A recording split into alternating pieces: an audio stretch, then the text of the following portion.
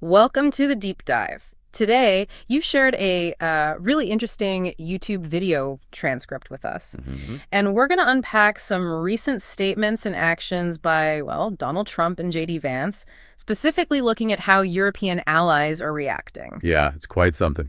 Our mission here is, to get beyond the headlines, understand the core of what was said and done, see how it's being viewed over in Europe, and really get a handle on the potential ripple effects. Right. You want to be well informed, and we're going to give you a clear, insightful breakdown without getting, lost in the weeds. So where do we start with this? Well, what's fascinating right off the bat in this transcript is the level of immediate concern it conveys about the European reaction, I mean. Oh, it's not just like polite disagreement. Okay. The video suggests a much deeper anxiety, really, about the direction of things. Absolutely. Let's dive into J.D. Vance's trip to Germany, then. The video highlights his appearance at a security conference. Right, in Munich. Where he reportedly told European leaders that their primary threat wasn't Russia or China, but rather the enemy within. That phrase immediately rings a bell, doesn't it? It certainly does. Very much Trump's rhetoric about internal threats within the U.S. Exactly. But Vance applying that to Germany,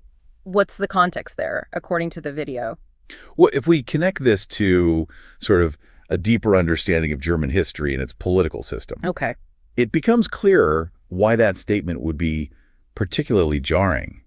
The transcript mentions Germany's commitment to preventing the resurgence of far-right ideologies, ones with Nazi origins. Right. This isn't just a casual political stance for them. It's deeply embedded in their post-World War II identity and legal framework. So when Vance accuses them of stifling free speech, Yeah. it potentially overlooks this really fundamental aspect of their societal structure. That's what the video suggests, yes. Yeah, right. The video makes a point of saying that Germany isn't arbitrarily limiting speech. They're actively working to prevent the rise of a political party with clear echoes of Nazism, something they are, in fact, legally obligated to do. Precise. So from a European perspective, particularly a German one, Vance seems to be criticizing them for upholding core democratic principles and, well, learning from their own history. It's no wonder the video suggests this didn't go over well. What does that kind of reaction signify? Well, it really raises an important question, doesn't it? Mm-hmm. About differing interpretations of fundamental values like free speech and security. What one political culture might see as a necessary measure to safeguard democracy against extremism. Right. Another might view as an infringement on individual liberties. The strong negative reaction underscores this fundamental difference in perspective and perhaps a lack of understanding of Germany's specific historical and political context. Okay. Now, let's shift to Donald Trump's statements regarding the Ukraine war. The video points to his assertion that Ukraine actually initiated the conflict with Russia. Yeah, that's a big one. Of course, the widely accepted timeline, and indeed the reality on the ground, is that Russia launched what they termed a special military operation in Ukraine back in 2022. Right. Even within Russia's own narrative, they were the ones who initiated military action. So what stands out to you about this particular statement from Trump based on the transcript? What's particularly striking is the direct contradiction with established facts. It's not like a nuanced disagreement over policy or interpretation. Oh. It's a fundamental rewriting of the timeline of events. The transcript includes the reaction of a French government spokesperson Oh, yes. who found Trump's comments often incomprehensible. Often incomprehensible. That diplomatic phrasing really speaks volumes, doesn't it? About the level of bewilderment and concern among European allies when faced with such a stark divergence from reality. Often incomprehensible. That's putting it mildly. The video itself uses much, much stronger language. It does. Calling Trump and Vance nut jobs, who are dangerously stupid and incompetent, and are actively alienating key European allies. Yes, the language is very strong. It goes as far as to characterize these actions as a complete and total capitulation to Vladimir Putin. That's a very forceful accusation. What do you make of that level of condemnation in the source material? Well, that intense language certainly reflects a deep-seated fear and frustration from the perspective presented in the video. Okay. The commentator clearly believes that these statements and actions not only misrepresent reality, but actively undermine the collective security interests of the U.S. and its European partners. How so? By seemingly aligning with and potentially serving Putin's agenda.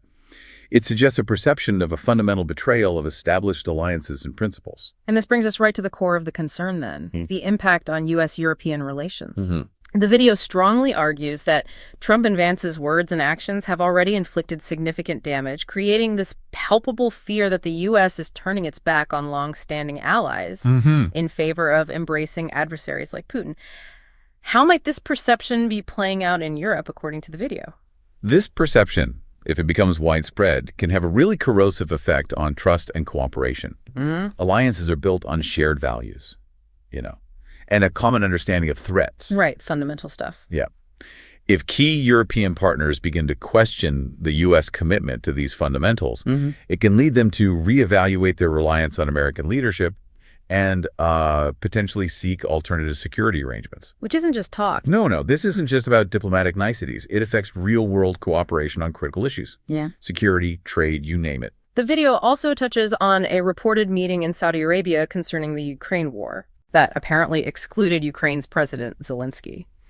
The interpretation presented is that this further reinforces the idea of Trump potentially surrendering to Putin by discussing the conflict without the direct participation of the country under attack. Why would the exclusion of Ukraine be so significant in the eyes of European allies? Well, the exclusion of Ukraine from discussions about its own fate would likely be seen as a profound betrayal, a betrayal of the principle of national sovereignty and self-determination. Core principles. Exactly. Cornerstones of the international order that European allies generally try to uphold. It could suggest a willingness, from their perspective, by the U.S., to negotiate away Ukraine's interests, perhaps to appease Russia. Which feeds that narrative. It fuels the narrative of a capitulation to Putin, yes. That's the fear expressed in the video. So in light of all this, how are the Europeans reportedly responding? The video mentions a conference where European allies apparently made the decision to continue their support for Ukraine independently. Yes, that's mentioned. Seemingly moving forward without relying on the U.S., what does that kind of independent action signify? This reported move towards independent European action on Ukraine is potentially a really significant development. Oh, so? It suggests a growing realization among European allies that they may need to take greater responsibility for their own security and the security of their immediate neighborhood. Right. Given the perceived uncertainty surrounding U.S. foreign policy, it's a clear indication, if true, that they are hedging their bets and preparing for a scenario where U.S. support might wane or become unreliable. The video concludes with a really stark statement, calling this a horrible time in American history. Strong words.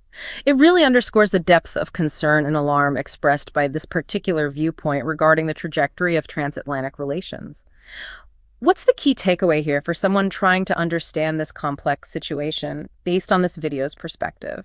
I think the key takeaway is the significant divergence in perspective and the growing anxiety among European allies, at least as presented here, regarding recent statements and actions by key U.S. political figures. Okay. The transcript paints a picture of a transatlantic relationship under considerable strain, fueled by concerns about a potential shift in U.S. foreign policy towards Russia and away from its traditional allies. So just to quickly recap for everyone listening, we've delved into J.D. Vance's controversial remarks in Germany, seen by some, like in this video, as a misunderstanding of Germany's historical and legal commitments.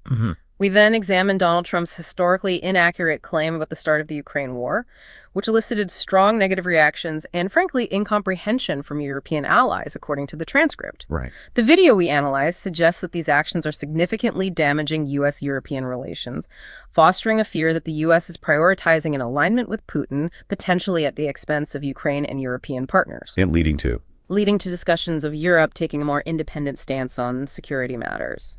And tying this all back to your desire to be well-informed, understanding these events and the interpretations they're receiving among, well, our closest allies is crucial. Definitely. The health of the transatlantic relationship has been a cornerstone of global stability for decades, and the perspectives highlighted in this transcript offer a critical, if concerning, insight into the current challenges facing that relationship. Absolutely. So here's a final thought for you to consider, based on everything we've discussed from this video transcript. Given these developments, Vance's comments, Trump's statements, the strong reactions from European allies, and the suggestion of independent European action, what might be the long-term consequences.